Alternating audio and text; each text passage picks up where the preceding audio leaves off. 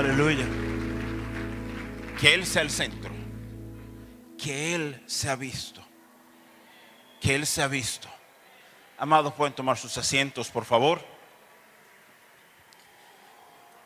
Me han pedido en esta tarde que comparta con ustedes por unos momentos sobre el tema de paternidad saludable.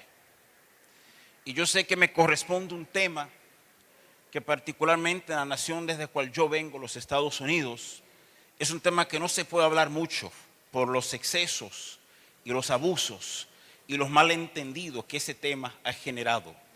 Yo quiero proponerles, amados, y les hablo con amor, con respeto, con humildad, pero también con 30 años de ejercicio pastoral, de saber lo que es dirigir una congregación que empezó un día en una sala con 8 personas, que hoy día es una congregación que no solo tiene un tamaño muy respetable de más de 1000 personas, que hemos sembrado iglesias en otras naciones, en otros estados, que damos cobertura. Yo conozco el dolor del ministerio. Yo conozco el precio alto que cada uno de ustedes ha pagado por estar donde están. No soy ajeno a eso, no quiero pararme aquí a sonar como que uno lo resuelve. A veces hay pastores que sueñan y dicen, un día yo quiero tener una iglesia grande. Yo no sé si usted ha entendido que una iglesia grande no quiere decir que no hay problemas. Quiere decir que en vez de bregar o lidiar con los 5 locos, hay que lidiar con 50. Entonces, el problema no desaparece, se multiplican, la gente no deja de ser gente. ¿Y qué depende este asunto? Y le digo esto de corazón, amados. Esto tiene que ser un tiempo en que más que un mensaje, estos días, usted no ha venido a entrenarse. Usted no ha venido a sencillamente aprender técnicas nuevas de coaching, de cómo lograr que ciertas cosas sucedan. Hemos venido a ser confrontados y encontrarnos cara a cara con Él. Eso es lo único que garantiza tu éxito en el ministerio. Óiganme bien, por favor. Eso garantiza tu éxito en ministerio. Si te ocupas de verlo a Él, de ser fiel a lo que has visto, de atreverte a permitir que tu vida sea estirada, destruida, reedificada, si te atreves a ir a la cruz, eso define todo lo demás.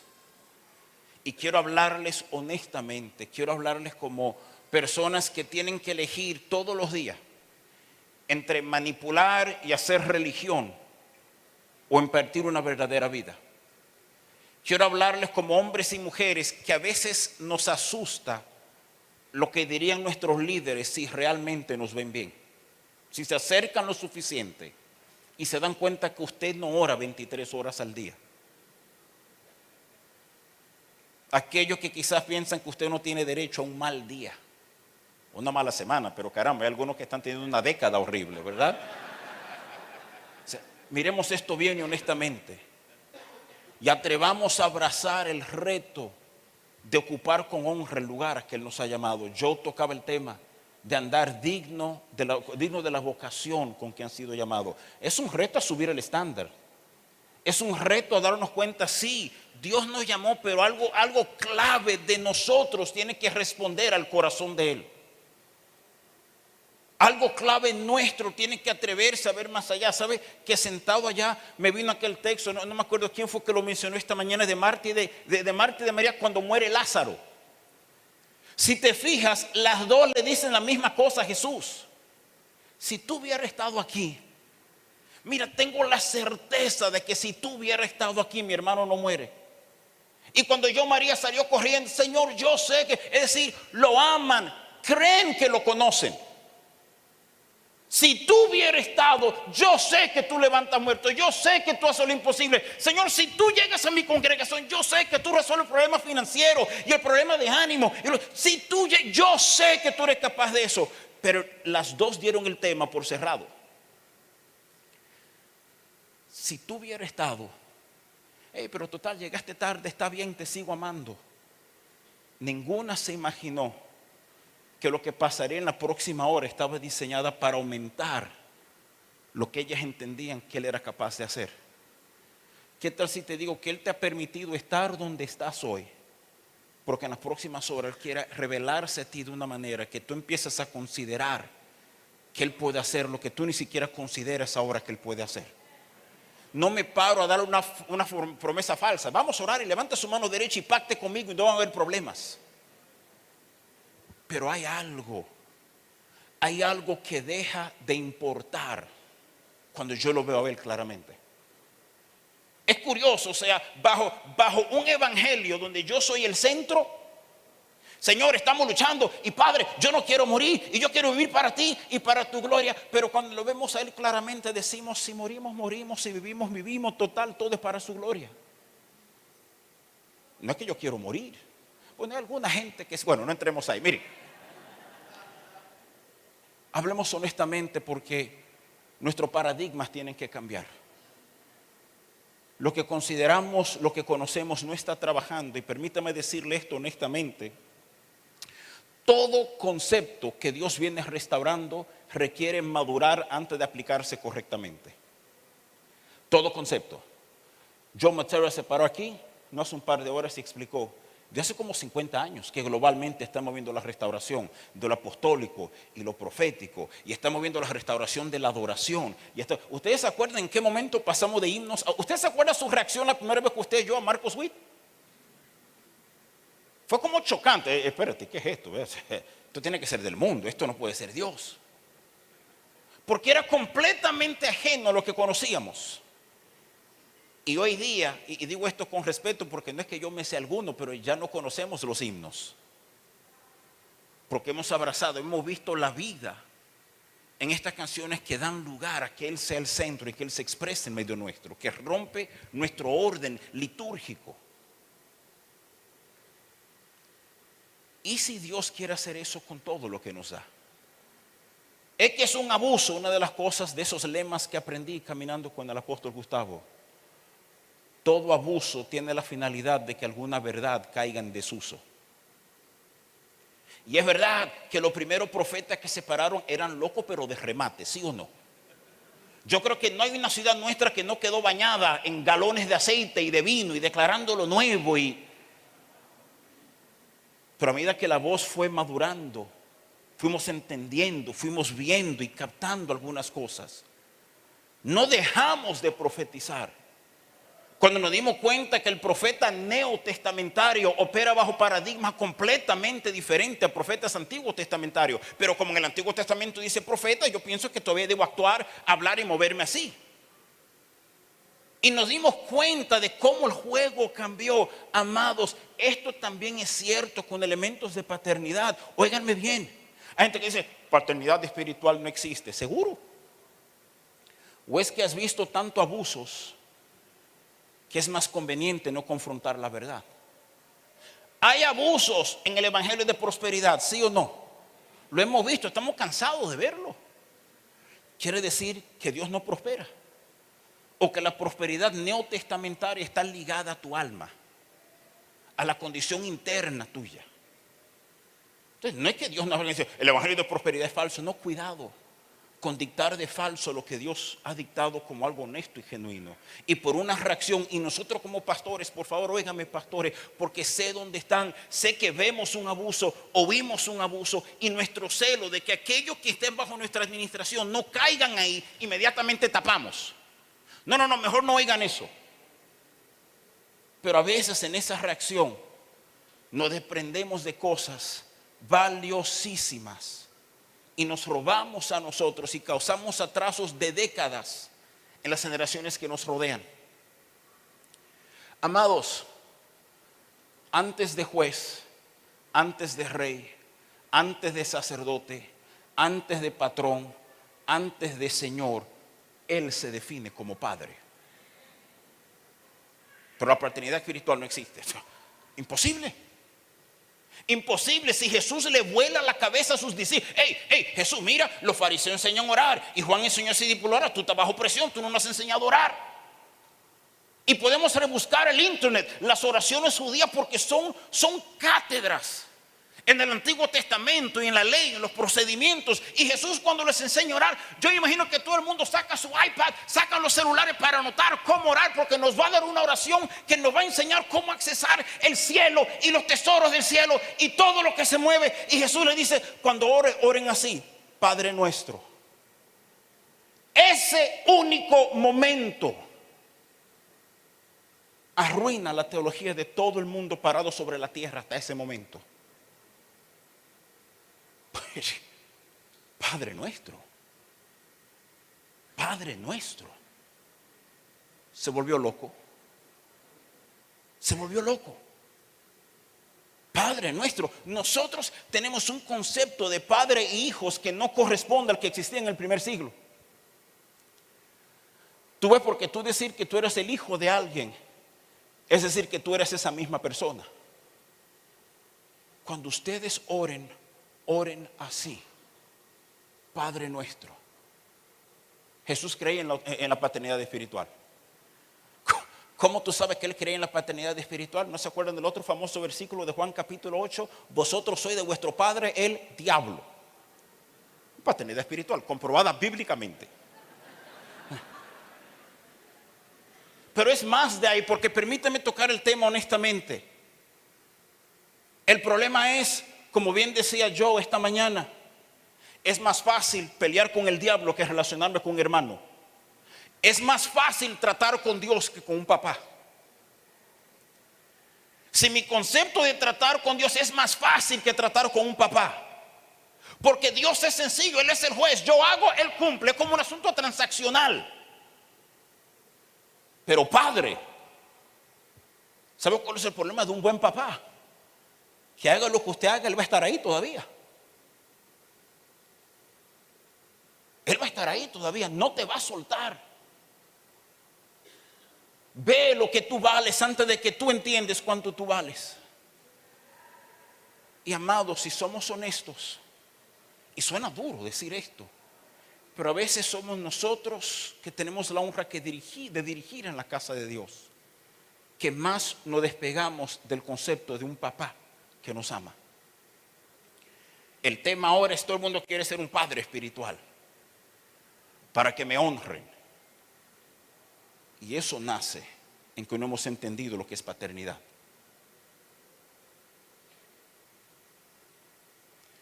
Tú sabes que para atacar a lo falso, tú tienes que decidir cómo vas a vivir tu vida. Te lo suelto rapidito para que usted lo voy a dejar de tarea. Y el apóstol John nos pasó por Efesios 4. Apóstol, profeta, maestro, evangelista, para el fin de perfeccionar a los santos, para la obra del ministerio. Y después dice: para que no seamos llevados por doctrina, por doquier, por hombres que con estratagema, para engañarnos. Tú te das cuenta que después nos dice: y después de que sean maduros, peleen sobre este tema y este tema. No, cuando el capítulo sigue dice: entonces, andando en la verdad, en amor. ¿Tú quieres saber cómo se rebate una mentira? Mostrando lo verdadero.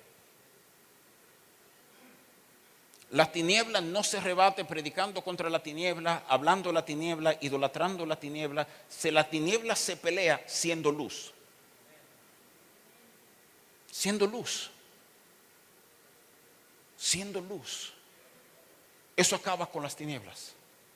Entonces, en este tema, y todo esto todavía a modo de introducción, es importante que veamos lo que Dios está haciendo. Veamos aquello que movió el corazón del Padre, aquello con que Dios soñó. Dice la palabra en Efesios capítulo 3, versículos 14 y 15, escúchenlo bien. Dice: por esta causa doblo mis rodillas ante el Padre de nuestro Señor Jesucristo, de quien toma nombre toda familia en los cielos y en la tierra. Él soñó con familia. Hay una familia en el cielo y en la tierra que tiene el apellido de Él. Romanos 8:29 te dice cómo sucedió esto. Dice: porque lo que antes conoció también lo predestinó para que fuesen hechos conforme a la imagen de su Hijo. Y presten atención: para que Él sea el primogénito. Diga conmigo: primogénito. El primogénito entre muchos hermanos. Pero eso no es lo que dice Juan 3:16. Juan 3:16 dice: el Hijo unigénito.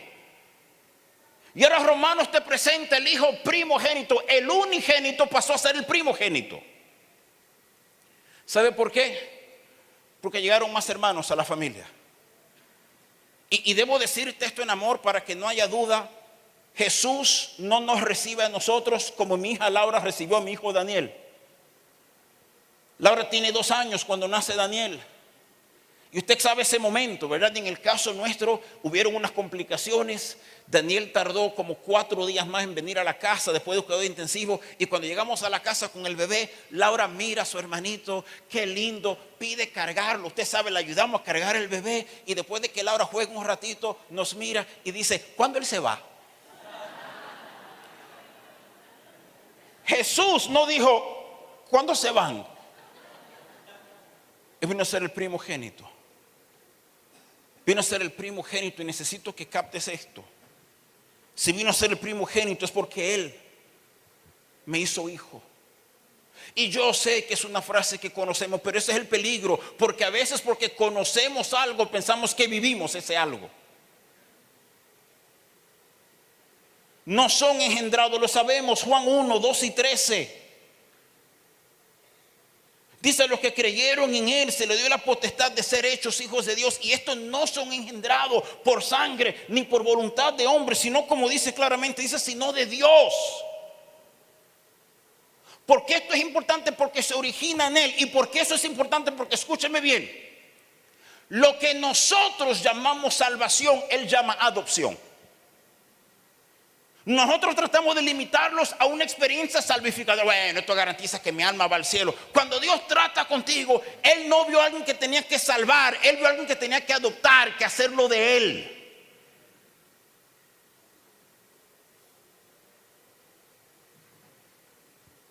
Él te engendró. Él te quiso. Te deseó. Contaba, creo que ayer, al apóstol Moisés en lo que almorzábamos. El día que más me llenó de terror en mi vida fue el día que Tere dijo, estoy embarazada. Y permítame contextualizarles esto. Mis padres se divorciaron cuando yo era muy joven.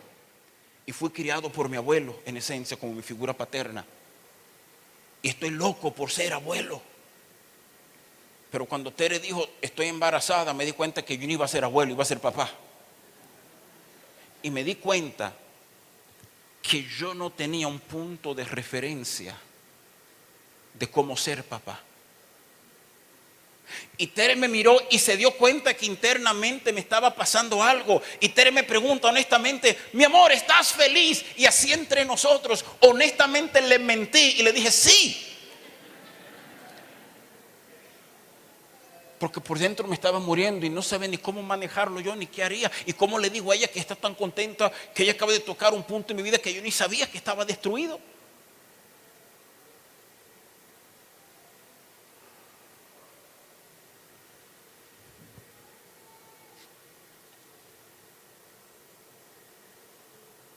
¿Qué recibimos de Él? Adopción, somos hijos, recibimos apellido, si puedo decirlo así. Entiendo lo que la salvación conlleva, teológicamente la regeneración, que somos nueva criatura, que no se ha visto antes sobre la tierra. Sí, pero déjame ponerte lo sencillo, te adoptó. Te quiso cuando nadie te quiso. Y no quiero ni siquiera entrar en los temas de lo que es adopción bajo el Imperio Romano y cómo el hijo adoptado técnicamente pasa a ser el primogénito. Es suficiente saber que fuimos deseados por Él. Y es importante que en tu peor día de ministerio tú te acuerdes de eso. Porque si no, juzgas el ministerio incorrectamente. Porque si no, empiezas a amargarte con aquello que Dios te mandó a hacer. Yo he visto el resultado de estar airado y lastimado y resentido con la iglesia. Daña.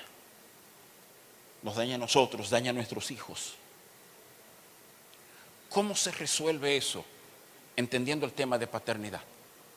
Entendiendo el tema de que Él es primero nuestro Padre. Entendiendo que esta casa, óigame, tener papá.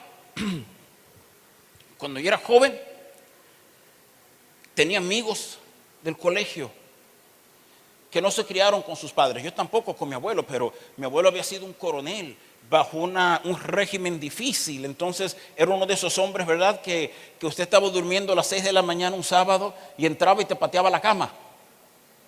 Te decía, vamos a trabajar. Tengo 13 años, ¿qué es lo que voy a trabajar? Me dice, vamos, que hay cosas que hacer. Y un hombre serio solo está en la cama a esta hora, si está enfermo se está muriendo. Después me decía, ¿está enfermo? Y yo decía, no, pero creo que me estoy muriendo. Entonces me daban otra patada y me paraban de la cama, ¿verdad?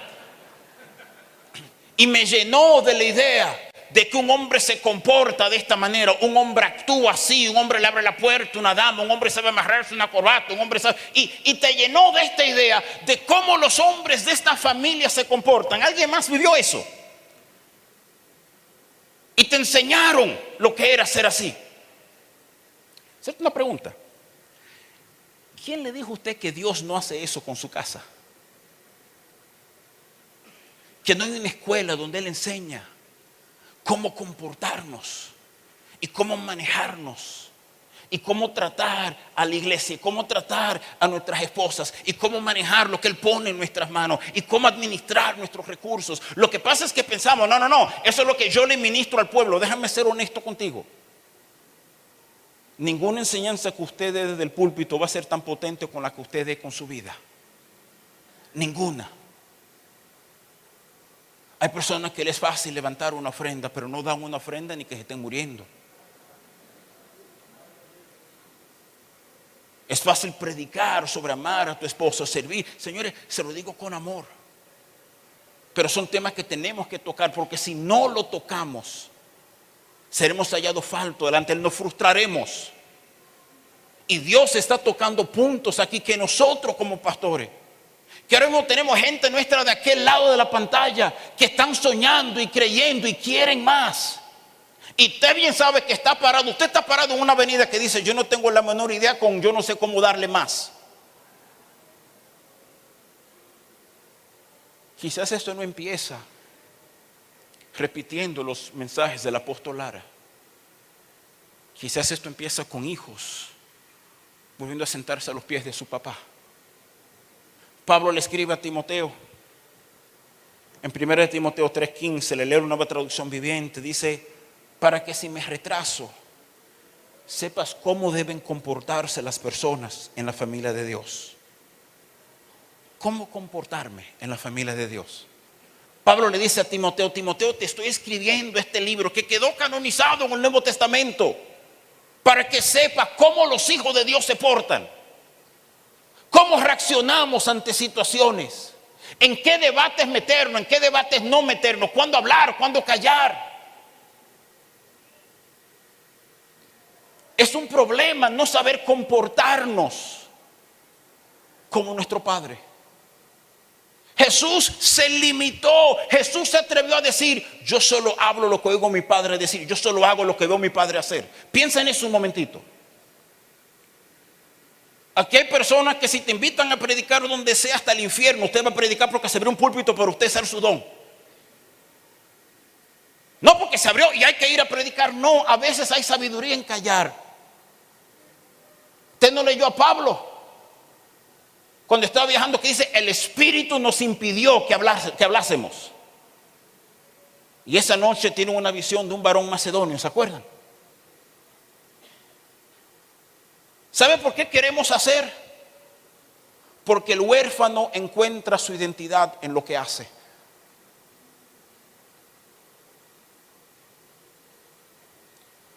No lo digan, yo lo digo, amén.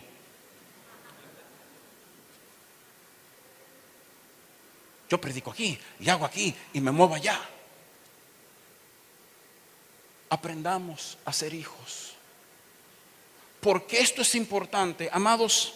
Déjenme pintarle un cuadro un poco más amplio. Él está restaurando las cosas. Está restaurando las cosas. Si seguimos la línea profética, como bien dijo yo, hace 50 años se empezó a hablar otra vez de ministerio apostólico. Hace unos 35 años que globalmente se empieza a hablar de lo profético. Hace igual unos 30 años que vemos la restauración de adoración en una ola que le ha dado la vuelta al mundo, que la iglesia ha abrazado. Porque, ¿qué está tratando Dios de devolvernos con lo apostólico, con lo profético? Esta es la nueva reforma apostólica global. No, porque si es una reforma más, mañana viene otra. Dios no es antisistema, Dios es pro Dios, por si acaso. El interés de Dios no es atacar algo, es mostrar lo verdadero. ¿Por qué le estoy diciendo esto? Porque todo esto, lo apostólico, lo profético, la adoración, señala una sola cosa. ¿Sabe lo que Dios está devolviendo a su iglesia? Su identidad. Estos ministerios fueron importantes porque nos devolvieron identidad. Aprendimos de nuevo el acceso a su presencia. Aprendimos que era más que la iglesia local. Aprendimos que Él todavía habla y dirige con amor. Aprendimos que Él consuela, que Él exhorta, que Él levanta a su iglesia.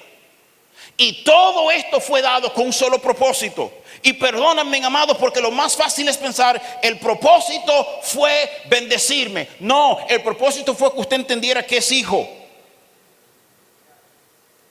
Que es hijo. Que es hija. Que esto es más que lo que yo hago, es lo que soy. ¿Tú sabes cuántos problemas se te resuelven cuando tú abrazas ese concepto correctamente como ministro del Señor?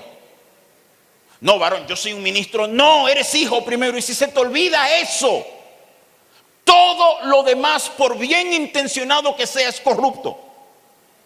¿Por qué? Porque tú sabes y yo lo sé. Porque lo estás haciendo porque te da valor a ti, no porque le da honra a Él.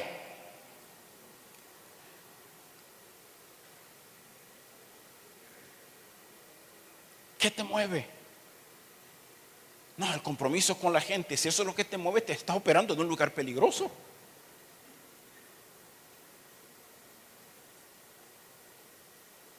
Me es necesario estar en los negocios de mi Padre. Esa frase define un hijo. No puedo estar en otro lugar que no sea con papá y haciendo lo que Él hace.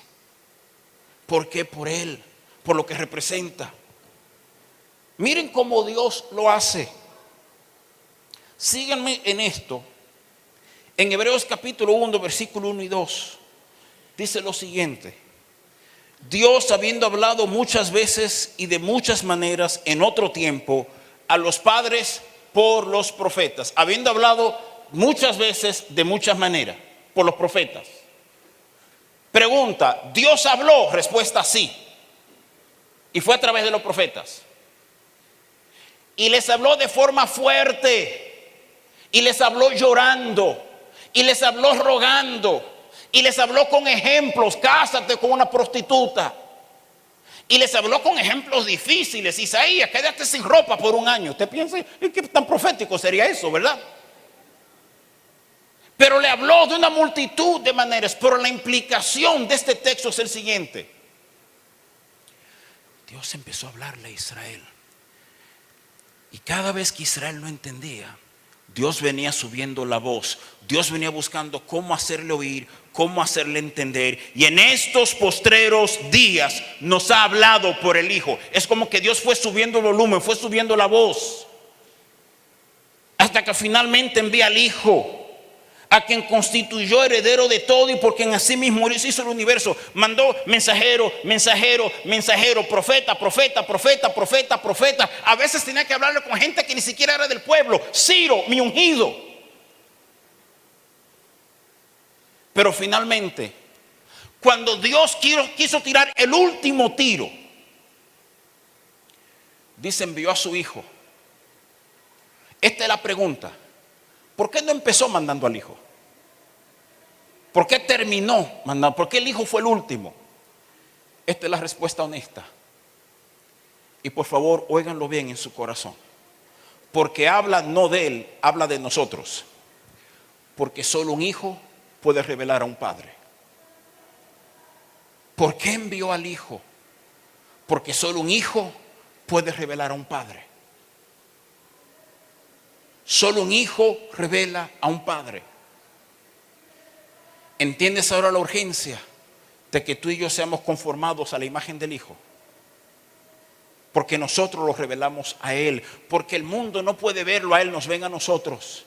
Y cuando ven algo que no da la misma medida, cuando ve algo que no se parece a Cristo, y digo esto con amor y respeto, el plan de Dios no es anularte, es la versión Ben de Cristo. Es un Ben que ha madurado, que ama al Padre, que viva por el Padre, que ha dejado todo por el Padre, que habla lo que el Padre habla, que ve lo que el Padre hace. El plan de Dios no es anularte. Hay una parte tuya que tiene que morir.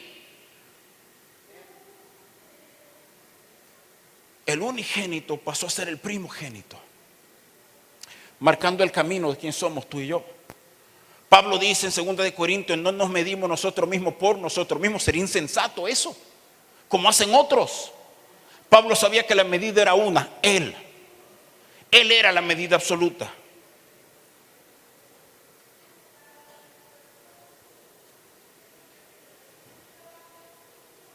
Hebreos 1, versículo 3: el cual, siendo el resplandor de su gloria, la imagen misma de su sustancia.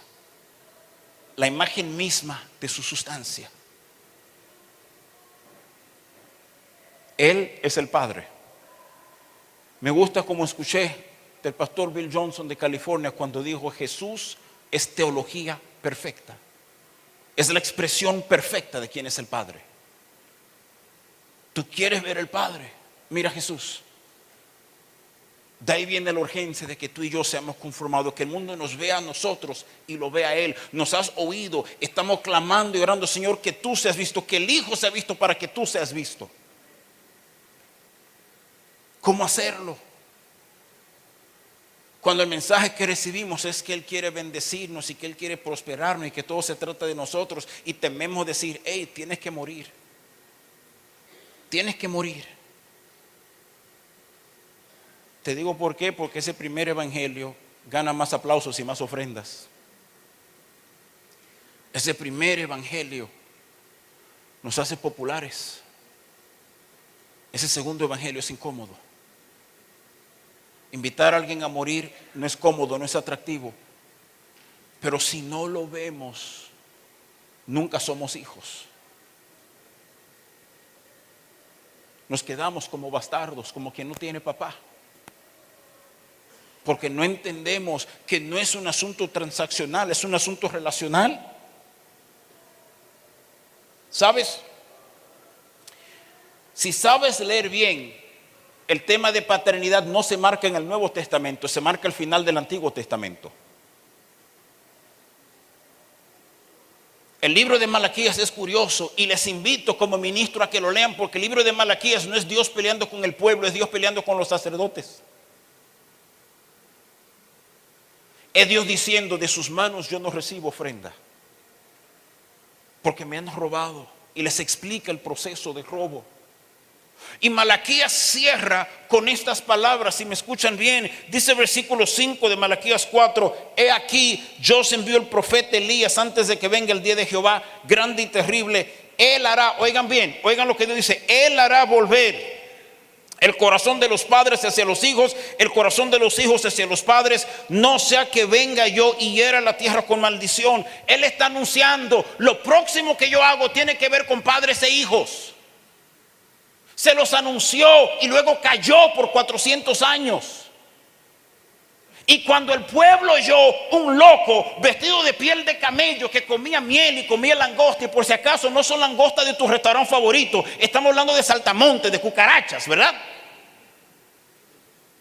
Gritando: se acerca el reino, arrepiéntanse. En las mentes de muchos, sencillamente lo de Moisés ahora continúa.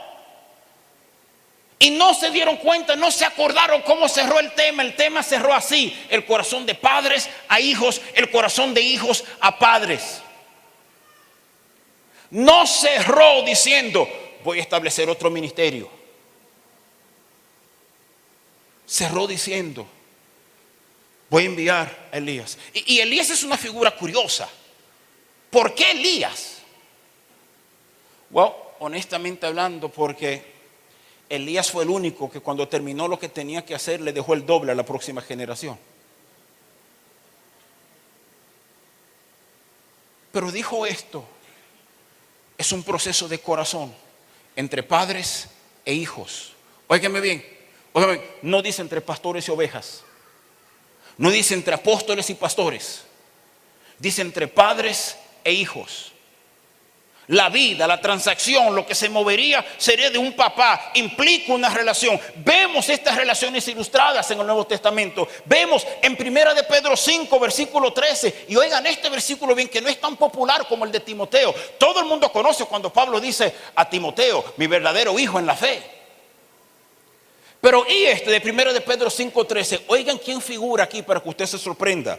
La iglesia que está en Babilonia, elegida juntamente con vosotros, y Marcos, mi hijo, os saludan. ¿Tú sabes cuál Marcos es ese, verdad? Ese es el autor del Evangelio de Marcos. Ese es Juan Marcos. Ese es el charlatán que abandonó a Pablo y a Bernabé en el primer viaje misionero. Que cuando después quisieron integrarlo la segunda vez, ¿se acuerdan lo que pasó? Que hubo un pleito entre Pablo y Bernabé tal que se desintegró la relación entre ellos aparentemente. Y nunca vuelve a aparecer en todas las escrituras el nombre de Bernabé. Hay una referencia tangencial en 1 de Corintios que dice aquel que es amado por todas las iglesias. Y hay algunas teorías de que posiblemente Bernabé, como era levita, escribió el libro de Hebreos. Pero este Juan Marcos es el que tuvo un momento desastroso con Pablo. Dicho sea de paso, y he dicho esto en otros lugares, es obvio que Bernabé tenía razón, no Pablo. ¿Por qué? Porque antes de morir, en 2 Timoteo, ¿qué escribe Pablo? Tráeme a Marcos, que me es útil para el ministerio. Pero quiero enseñarte algo. Pedro se refiere a Marcos ahí como su hijo. Sabemos que Pablo lo hace con Timoteo, lo llama su hijo verdadero. Y le dice que él recordará mi proceder en Cristo. ¿Cuál es el concepto aquí? Fíjense el concepto apostólico de hijos. ¿Cuál es? Son hombres y mujeres que han abrazado nuestra común salvación y han aprendido a caminar como el hombre que lo formó en Cristo. Es que eso de paternidad espiritual, Pablo habla y dice, vuelvo a sufrir dolores de parto por vosotros. Pregunta técnica.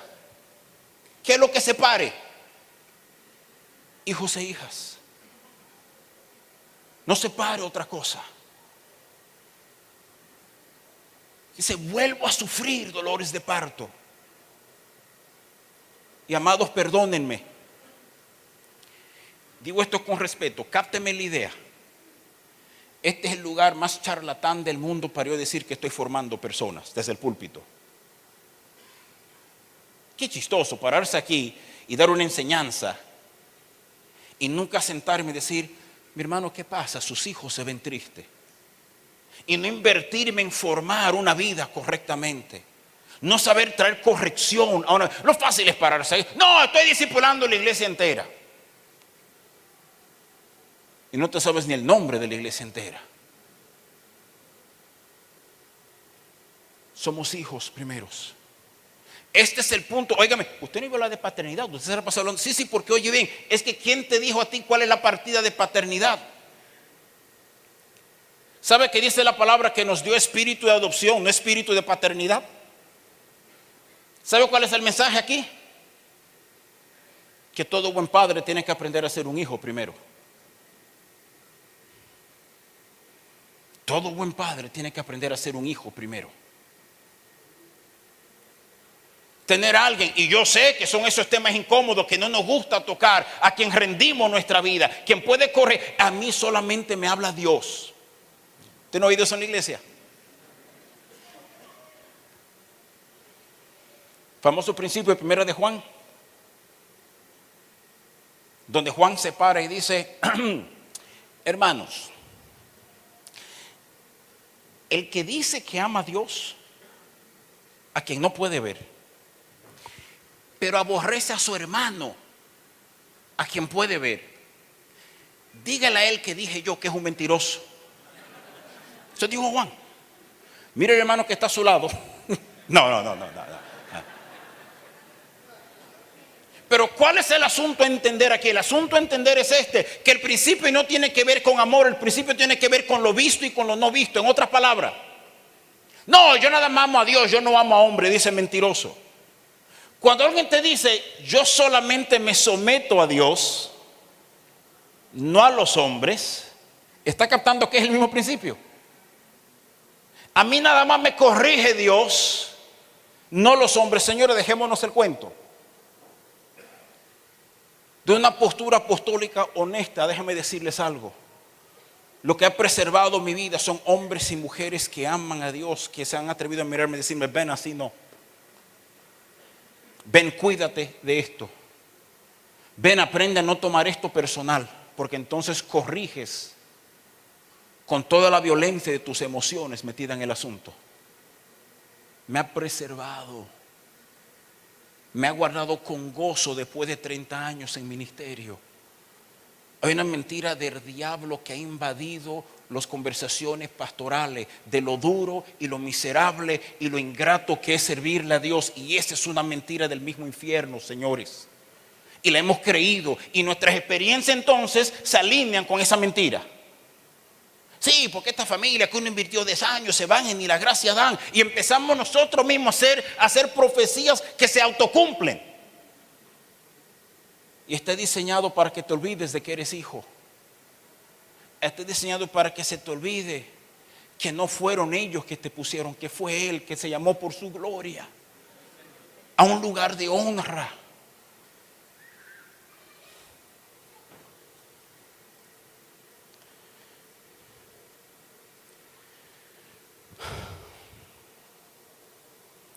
Todo esto para llegar a este punto, para explicarle esto en estos 20 minutos que me restan. Acuérdate de tu apellido. Acuérdate a qué familia tú perteneces. A quién tú sirves. Tú llevas el nombre de Él. Y es a Él que tú respondes primero como hijo. Porque eso es importante. Déjenme leerle el texto y después lo del contexto. ¿Me permiten? Mira lo que dice el texto. Esto es Esdras 2, 36 al 39. Dicen así: los sacerdotes, los hijos de Jedaías de la casa de Jesúa, 973. Los hijos de Imer, 1052. Los hijos de Pasur, 1247. Los hijos de Arim, 1200.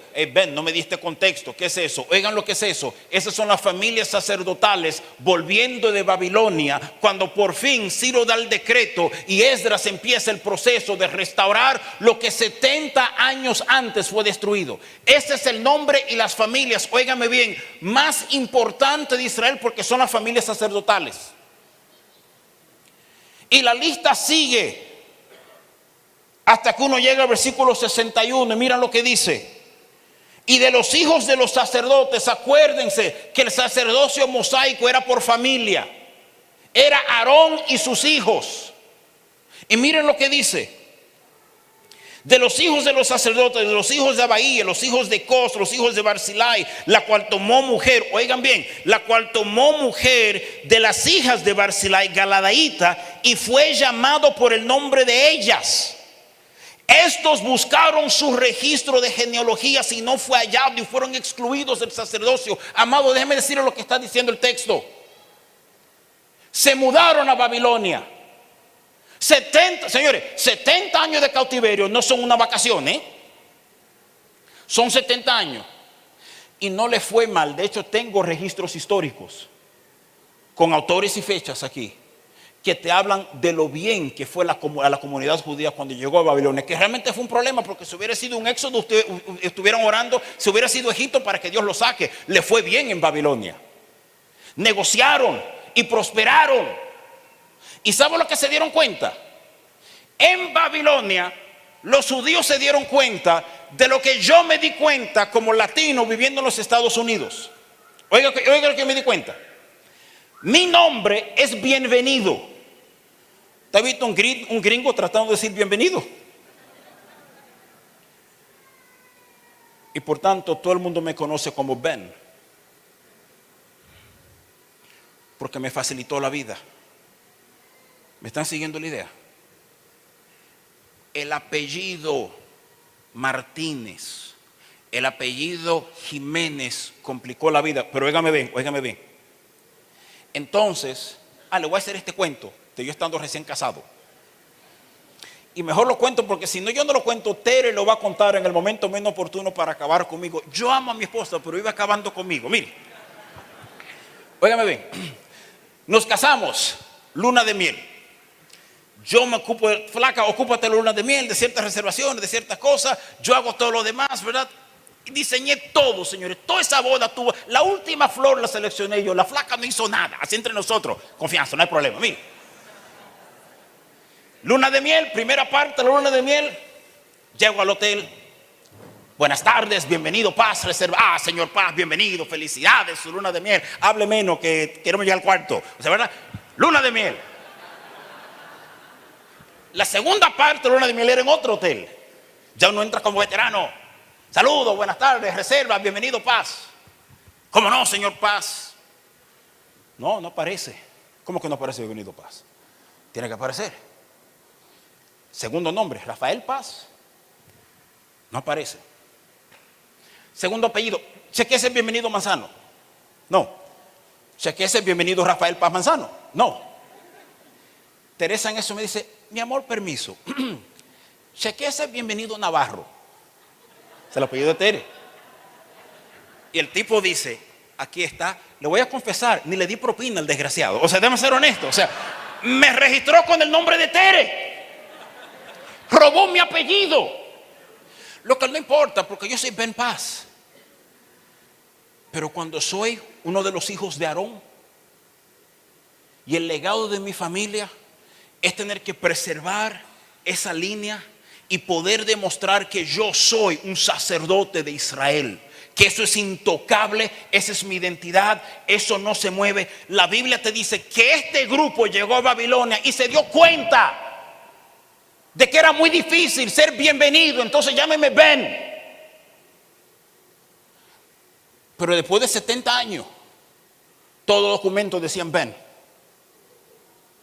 Y cuando tuvo que comprobar que se llama bienvenido, cuando tuvieron que comprobar quién era su papá, habían vendido su identidad por comodidad. Y el texto cierra diciendo, quedaron excluidos del sacerdocio. Hay 4 cosas, dice, hasta no consultar el Urim y el Tumim, el próximo versículo. Déjame tirarle un detallito, de esos detallitos judíos, bien interesante. Los rabinos dicen que hay 4 cosas que no regresaron del cautiverio babilónico. El Urim, el Tumim, la Shekinah y el arca del pacto. Nunca se pudo consultar a Jehová y quedan excluidos de la familia sacerdotal. Como punto de interés, porque estamos hablando entre pastores, que yo voy a creer que usted lee la Biblia regularmente. Por eso que usted encuentra que en Lucas capítulo 2, cuando te habla de Zacarías, te dice de la clase de Abías, que ese era su sacerdocio. No dice de la casa de Abías. ¿Sabe por qué? Porque se asume que máximo volvieron 3 o 4 de las familias sacerdotales de Babilonia. ¿Y sabe lo que hicieron? De cada familia sacerdotal cogían un hombre y lo ponían para volver a completar las 24 órdenes sacerdotales de los hijos de Aarón. Entonces ya no podían decir, yo soy de la casa de Abías, porque la casa de Abías se perdió en Babilonia. Lo que hemos visto en los últimos siglos es lo que pasa cuando la iglesia pierde su apellido. Cuando por comodidad vendemos lo que somos. Lo que hemos vivido es lo que pasa cuando hombres que son padres no necesariamente entienden lo que la paternidad implica. Cuando se nos olvida. Cuando se nos olvida, nos hacemos como Ezequías. ¿Se acuerdan de Ezequías? Y fíjense bien lo importante que es el corazón en esto. Porque vinieron de Babilonia y vinieron de otras naciones a ver las riquezas de Salomón. ¿Se acuerdan la reina del este? Que vino a ver las riquezas y Salomón le mostró todo y respondió a cada pregunta de su corazón. Pero fíjense, Ezequías hace lo mismo. Vienen hombres de Babilonia a ver y él le muestra toda su riqueza. La palabra te dice en 2 de Reyes 20, a partir del versículo 16, así, que entonces vino Isaías y le dijo a Ezequías, oye palabra de Jehová, he aquí vienen días en que todo lo que está en tu casa, todo lo que tus padres han atesorado hasta hoy será llevado a Babilonia sin quedar nada, dijo Jehová. Y de tus hijos que saldrán de ti, que habrás engendrado, tomarán. Oigan lo que dice, tomarán y serán eunucos, dice la palabra. Y cuando lees el texto bien, y hay detalles que no me interesa necesariamente meterme en este momento, pero le dice claramente. Entonces Ezequías responde a Isaías. Después de que el profeta le habla destrucción sobre sus hijos, mira lo que dice: la palabra de Jehová que has hablado es buena. Después dijo: habrá al menos paz y seguridad en mis días. Tremendo ejemplo de paternidad, ¿eh? Yo causé una desgracia, pero estamos bien porque son mis hijos que pagarán.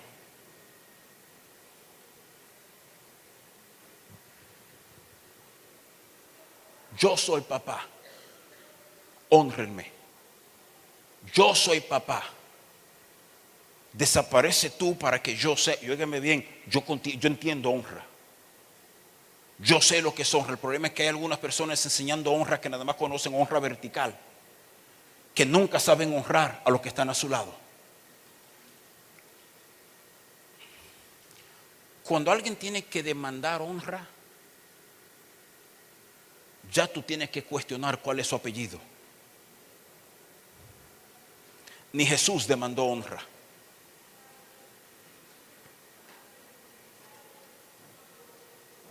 Amén. Esa verdad es incómoda, ¿no? La paternidad existe, pero la primera generación no siempre supo caminar en ella correctamente.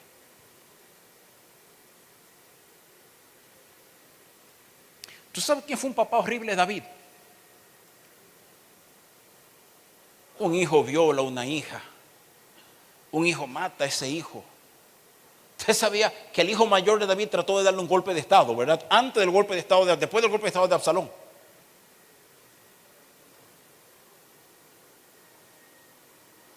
Pero antes de morir, David aparentemente corrige ese déficit. Antes de morir, David junta al pueblo, ¿se acuerdan? En Primera de Crónicas, capítulo 29. Y esta es su declaración: solamente a Salomón mi hijo ha elegido Dios, él es joven y tierno de edad y la obra grande, porque la casa no es para hombres sino para Dios. Y conocemos el texto, no te lo voy a leer todo por asunto de tiempo. Pero David reconoce que el gran deseo de su vida, óigame bien, como papá, ¿cuál fue el deseo de David? Edificarle casa a Jehová. ¿Se acuerdan? Que Natanael, el profeta de Israel, que algunos expertos dicen que eran primo hermanos, el profeta le dice: hey, dale muchacho, que Dios está contigo. ¿Se acuerdan? Que el profeta se va a dormir esa noche y Dios se le aparece y le dice: mira, ¿quién te dijo a ti que yo siempre estoy con él? Él no puede edificarme casa, porque es conocido como un hombre de guerra. Ese hombre ha derramado sangre, que no es apto para hacer esta obra. Yo no lo puse para levantarme una casa, lo puse para conquistar y establecer un reino. Y te acuerdas que Natán vuelve donde David y hace lo que muchos profetas de hoy no saben hacer. David, lo dañé. Eso no fue lo que Dios dijo. Eso no fue lo que Dios dijo. Y le dice esto: pero tu hijo Salomón. Y el hecho de que sea Salomón, ustedes saben lo que implica. Ustedes saben cómo se llama la mamá de Salomón. Ustedes saben que es Betsabé. Ustedes saben que es la mujer que David violó. En la cultura de hoy pintamos un cuadro lindo de que fue una relación mutua. No hay nada en el texto original que implique eso. Y hay verbos en el texto original que implican violencia. Él violó a Betsabé.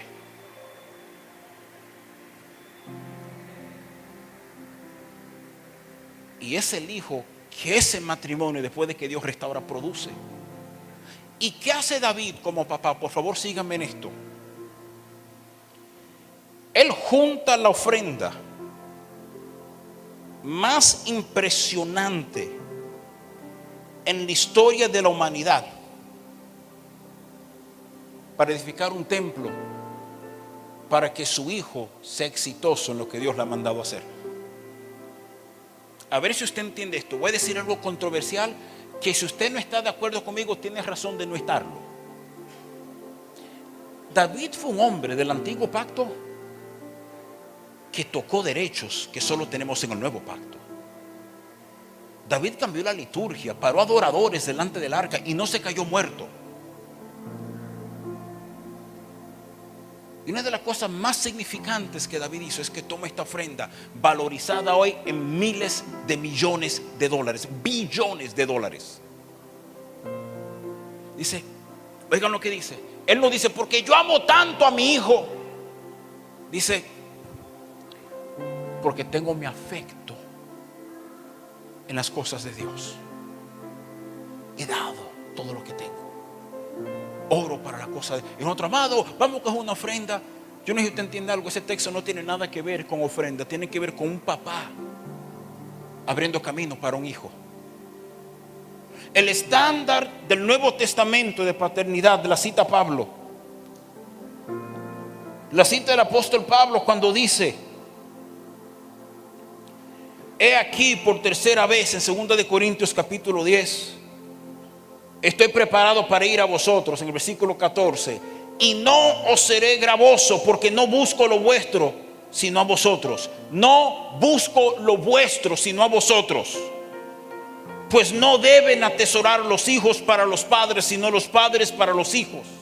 Y con el mayor placer gastaré lo mío, y aun yo mismo me gastaré del todo por amor de vuestras almas, aunque amándoos más, sea amado menos. Somos pastores, profetas, maestros, evangelistas, apóstoles, pero síganme la idea. Eso no es quien tú eres, eso es una función que haces en el reino. Tenemos el privilegio de servir, pero óigame bien, no nos excluye de que primero tenemos que ser hijos con corazones. Óigame bien, y yo sé que esto suena duro, no de tomar de nuestros hijos, sino de prepararle el camino. Yo quisiera pararme y decir, para que mi hijo Daniel, que está por aquí, le vaya mejor, eso sería corrupto, porque Daniel es nuestro hijo natural. Es para que los hombres que Dios me ha encargado, hay varios de ellos aquí, que Héctor, que Félix, que Yajardo, que Alberto, que Balbino, no tengan que volver a pelear batallas que ya yo peleé. Que queden más alto que mi techo sea el suelo de ellos. Pero verdadera paternidad no está basada en que, bueno, yo soy tu padre espiritual y tú me debes. Verdadera paternidad está basada en que vengo a tu vida para amarte y corregirte. Porque óigame bien, y en estos 4 minutos voy a hablarle 2 y orar 2. Óigame bien. Tú sabes cuál es el rol primario de un papá, ¿verdad? Amar, no corregir. Porque si no te corriges, eres bastardo. Le cuento ese testimonio que viví más de 20 años atrás con un señor en mi congregación, origen mexicano. Me cuenta de que muy joven fue echado de su casa, él y su mamá, y luego ella se casaría con otro hombre y tendrían otros hijos. Y él no tiene memoria de eso. Y él se acuerda que el padrastro se emborrachaba y fue a vivir una pesadilla, y todas las noches ese hombre entraba borracho y todo el mundo llevaba golpes. Me enseñó las marcas de sus hermanos, me enseñó fotos, y noche tras noche en borrachera. Y él, siendo el mayor, llega una noche en que ya él no aguanta más, ya tiene cierto tamaño y cierta habilidad, y en medio del abuso él se le plantea al padrastro, quien levanta la mano y después la baja. Y él mira al padrastro y le dice lo siguiente: tú no eres mi papá. Oigan bien, él supo que porque ese hombre no se atrevió a pegarle, que él no era su papá. Dios entra a tu vida a corregir porque te ama. Hay una diferencia, y esto lo escuché ayer y me dejó dando vueltas, entre ser reprobado y ser rechazado. Cuando Dios te reprueba, te dice: hey, no diste la medida, vamos a seguir trabajando, let's go, tú puedes, tú llegas. A veces nosotros interpretamos por reprobar ser rechazado. Ese fue el problema de Caín. hijos que muestren al Hijo para que el Padre sea visto. Para que tu corazón, lo que Dios te ha confiado en ti. Joe dijo algo bárbaro. Él dijo, hay cosas que Dios no va a confiar a un hombre, pero se la confía a una familia, se la confía a una comunidad. Tú y yo somos su familia primero. La iglesia es su novia, Él es nuestro Padre. Hermanos no es un título, es una relación. Pastores, pónganse de pie conmigo, por favor. Gracias, Señor.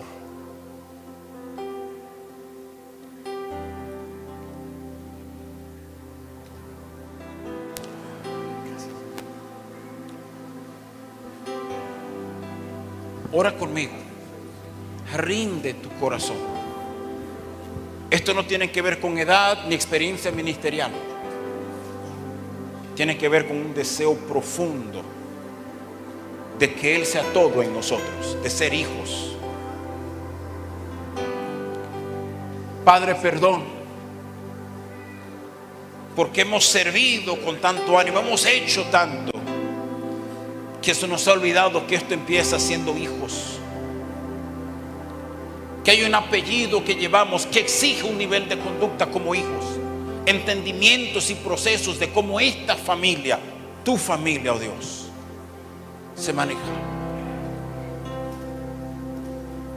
Padre, enséñanos a ser hijos, a ser hijas, a ser hombres y mujeres que sabemos rendir nuestras vidas y ser enseñables y ser moldeados. Entender que esto no se trata de teología, ni de gracia, ni de habilidad. Se trata de corazones que sabemos quiénes somos en ti, que somos aceptos en el amado. Espíritu Santo, introdúcenos en un proceso profundo de reformar cómo vemos la iglesia, cómo te vemos a ti, de cómo te vemos a ti primero, para que tú seas visto, para que tú seas visto. Porque el mundo te necesita. No necesito una respuesta a la guerra de Ucrania y Rusia, ni la economía argentina, ni el hambre en Europa, ni el precio de la gasolina. Necesitan verte a ti. Necesitan verte a ti. Y empieza con este grupo, empieza con los líderes de tu casa, oh Dios. Y esta es nuestra oración. Nos rendimos como hijos primero, para un día ser padres que entendemos lo que tú estás edificando. Te amamos, te bendecimos en el nombre de tu amado Hijo Jesús. Amén, amén y amén. Gracias, amados.